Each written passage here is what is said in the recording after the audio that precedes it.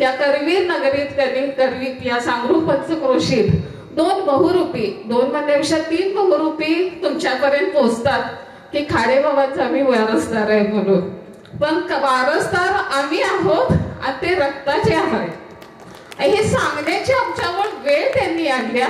खरं तर मी त्यांचीही माफी मागतो की मी त्यांच्यावर टीका करते कारण माझं अजून वय नाहीये तेवढी उंची मी गाठलेली नाही. पण त्यांनी ही वेळ आमच्यावर आणायला नसायला पाहिजे होतं.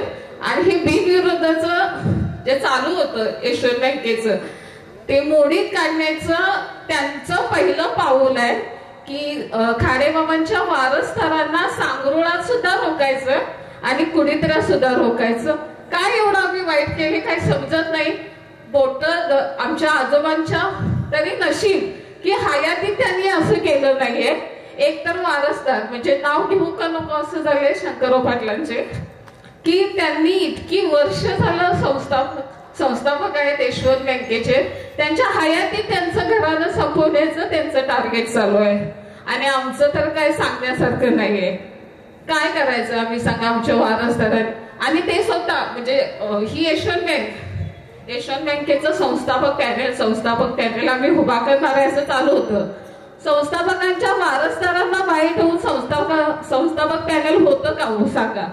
किती विरोधकांच्या ह्याच्यात संस्थापक घराण्याची किती वारसदार आहेत.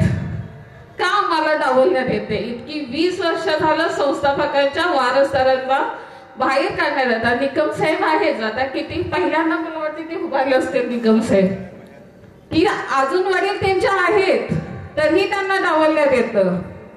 का म्हणजे कशासाठी. तुम्हाला सत्ता एवढं हवंय का. तुम्हाला सत्तेचा एवढा वास आलाय का. एवढ्या खालच्या तऱ्याला बोलण्याचं सुद्धा मला नको वाटतं की का कशासाठी चाललंय. तुम्हाला हवं असेल तर सांगा आम्ही थांबतो. पण अशा पद्धतीनं आम्हाला थांबवण्याचा जर तुमचा प्रयत्न असेल तर आम्ही तो चालू देणार नाहीये.